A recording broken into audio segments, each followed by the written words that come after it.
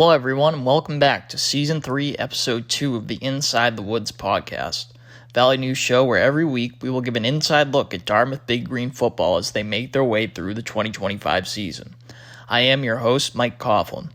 This week, the Big Green finally hit the gridiron for regular season action and opened their 2025 campaign when they host the University of New Hampshire on Saturday at 1 p.m.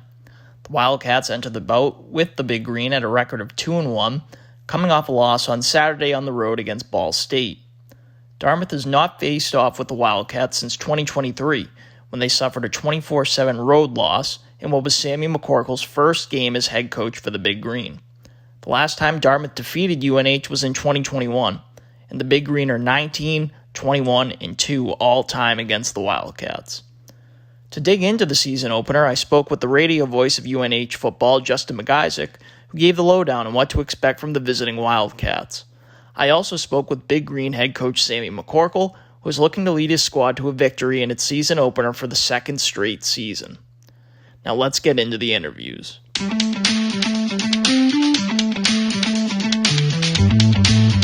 Here with me now is the radio voice for UNH football, Justin McIsaac. Justin has been with the Wildcat Sports Network since 2017 and served as the football color commentator from 2017 to 2022 before becoming the lead football radio voice in 2023.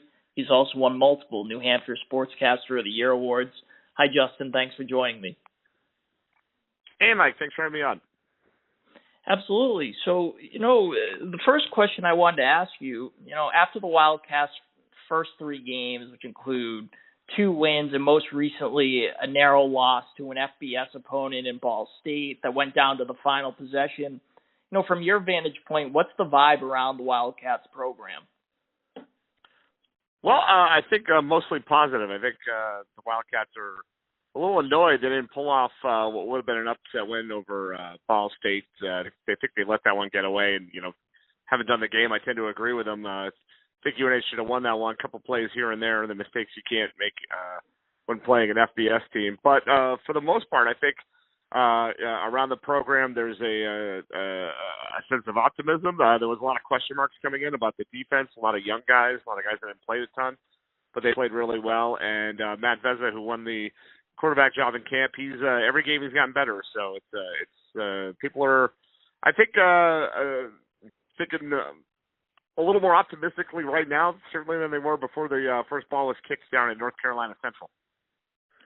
Right, and shifting a little more towards this Saturday's matchup specifically, for some of our listeners or followers of Dartmouth football who might not be as familiar with UNH, who are some players on both sides of the ball that, could potentially cause some problems for Dartmouth on Saturday?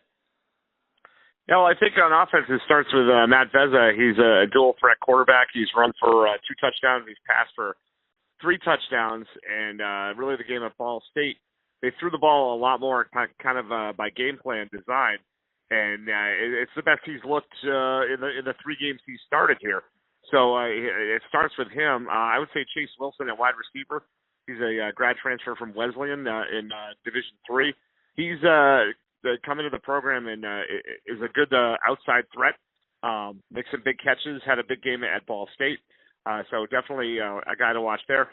Miles Thomason, a running back. He's kind of a threat to take it to the house anytime he touches the ball. He's carried the ball a little bit more, I think, than UNH has wanted in the early going.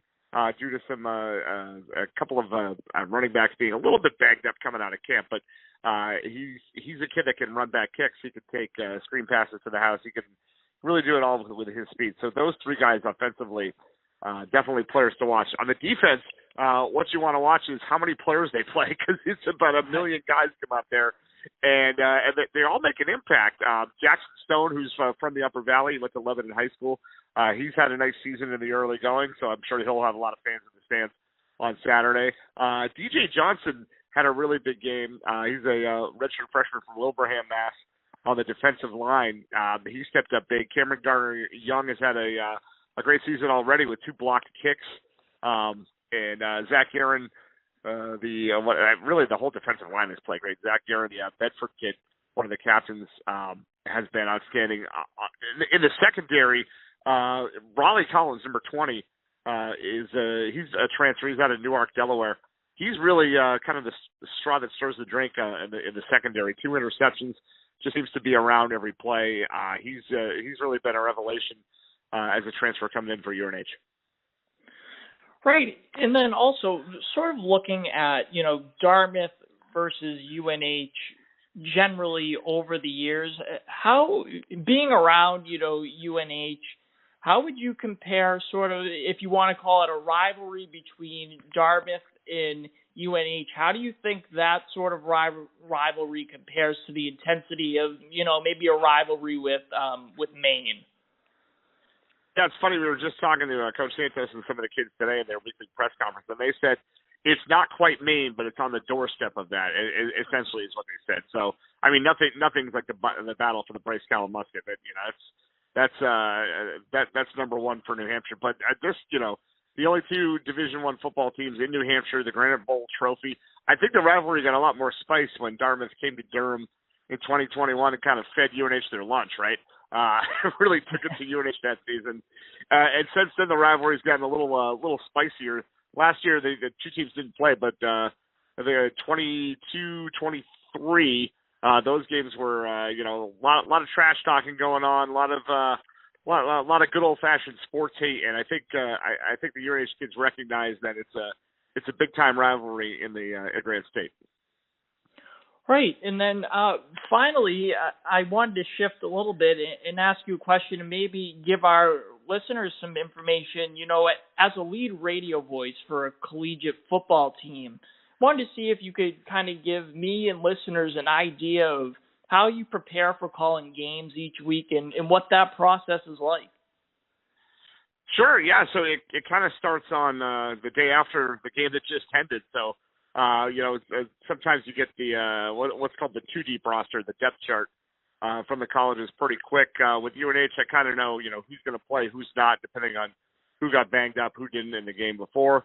So kind of updating stats, look at the numbers. I look at a few different computer projections just for something to talk about. The games aren't played inside a computer, but it's a fun thing to look at. In this case, there's no game of Dartmouth to watch, so I can't go back and watch a Dartmouth game, but I'll watch bits and pieces from UNH's opponents, different games, just to get a look at what kind of offense they run, what they might do in certain situations, what they do when they're winning, what they do when they're losing, stuff like that.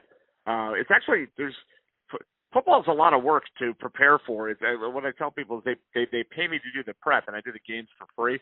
So right. It's kind of all week long with balancing, cause when you get to crossover season, I do other sports too. So, all that with balancing, like we're going to work at another job doing different sports, but you really kind of gotta, by the time game time rolls around, I know UNH pretty well at this point. I know, without, having to like do too much research, I'll get into like funny, I'll go deep into the numbers and try and find some tidbits on the radio that you might not expect. But the real work is kind of like learning about UNH's opponents. So that's where most of it, especially we're taping this on a Wednesday. So now through kickoff Saturday, I'll really be focused on Dartmouth and, what their guys have done in the past and, who we might expect to play. But again, where Dartmouth hasn't played a game, it makes it a little harder. So all my work cut out for me come Saturday. Right. Well, thank you very much, Justin, for joining the podcast. I really appreciate it. Oh, yeah, it was my pleasure, and hopefully it's a good game on Saturday. Go Cats.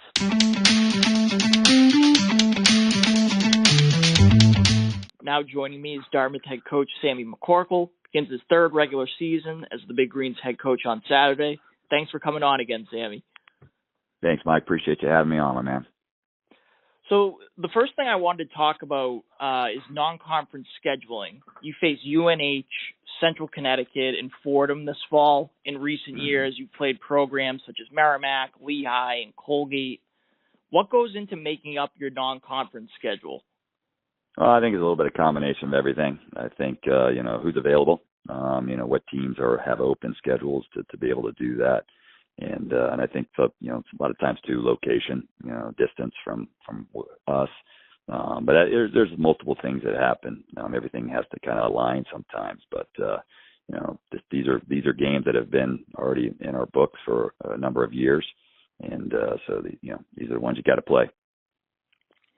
Right, and shifting to Saturday's game against UNH, you're playing a team in UNH that already has 3 games under its belt. It's not an unusual position for your team because the Ivy League, always gets a later start to the season.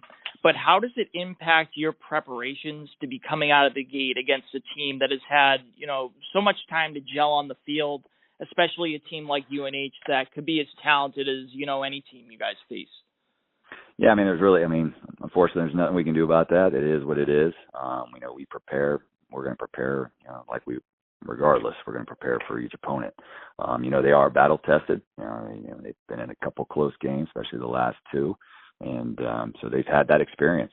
And, our biggest thing is, we try to prepare as much as we can in the preseason to put ourselves in a game-like situation.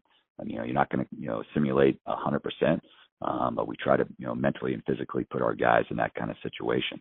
And we just got to be ready to go out there and be prepared to start fast and continue to be disciplined and do what we need to do to make sure we put ourselves in a situation that we can be successful. But our guys know, we're going to, we know those guys are going to come in. It's a very solid football team and a really good football team. And we got our hands full. Right. And, last season's team showed some balance offensively when it came to rushing and passing. Coming into this season with the opener on Saturday, you guys lost your top tailback, but you got a quarterback and a receiving core with experience and, some studs on the offensive line. What can fans expect from the offense this year? Yeah, we always you want to try to be as balanced as you possibly can. You want to try to avoid being one-dimensional. But you want to be a balanced offense, be able to do both. But we're going to do whatever we have to do to win a football game. And if that means we got to run it 40 times, we run it 40 times. We got to run it 40, 50 times. We pass it 40, 50 times, we'll pass it. But we've got to be able to adjust during a game. But I think we did graduate a number of players, but we got a number of guys that we've got coming back who have played, who've got experience. But now it's the opportunity for those guys to be the guy now and step up and perform. And we're going to need all of us, all 11 guys on the football field in all phases. We're going to need everybody, performing at a high level for us to be successful, especially against a good football team like UNH. Right, and then defensively, last season the Big Green, were stout against the run, but at times susceptible to good passing teams. What can fans expect the strengths of the team to be on that side of the ball this year? Well, I think, our goal is always you got to be able to stop the run. If an offense can establish a run game against you, it can be a long day. And Donnie Doves and the defensive staff, they do a very good job of preparing our guys, but we've got to make sure that we've got to be able to stop them. We got to force an offense to be one-dimensional. And we can't give up big plays. And that's the one thing UNH, they've done a very good job in the first 3 games. They've created big plays, and that allows them to play on a short field. And we can't allow that. We got to force, we got to do our best to make UNH have to work for everything, and not allow them to get the one quick hit. And that's our goal, and that's what we got to prepare ourselves to try to do. Right, and finally, you might have kind of led into my final question. I wanted to ask, having watched film all week, prepared for UNH, all week, what do you think the biggest key will be for you guys to come out with a victory? I know you just mentioned the importance of making UNH work down the field, for their offense, but, just your thoughts on the biggest keys for you guys to come out with a win on Saturday. Well, I think it's always it comes down to, you got to win the turnover margin. We can't turn the ball over, and we've got to try to create turnovers. And then also, I think we got to be able to play on a shorter field. And not allow them to play on a short field. And more importantly, they've done a very good job of controlling the clock. You look at the games they've had the ball for a majority of the time, and which allows them to be in control of the game. And we've got to be able to battle for that. And once again, they got a very talented players on both sides of the ball and the special teams, and they've created some big plays in all 3 phases. And but we've got to be able to match their energy. We got to match their intensity. They fly around, they play with great effort, And we've got to be able to match that. And we've got to be very disciplined. We've got to minimize the penalties, and we've got to win that category as well. That's going to be critical. All the small things are going to be a big, big part of it. And we've got to prepare ourselves to they're going to make plays against us. And we got to be able to weather the storm. And we've got to be able to react and be resilient and not allow the play before affect the next play. We got to be able to wipe it and move on to the next, and continue to be ready to play 4+ quarters.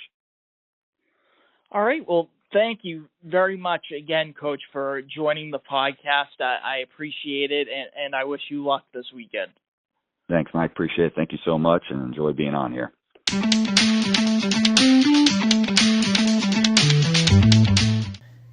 Thanks for listening to Season 3, Episode 2 of the Inside the Woods podcast. We will be back again next Thursday with the fallout from Dartmouth's opener with UNH and to discuss their Week 2 matchup with Central Connecticut State. As always, if you have a question for Sammy, email sports@v, as in valley, news.com. That's sports@vnews.com. Emails there will give you the chance to have Coach answer your question on the next podcast. Thanks for listening, and see you next Thursday.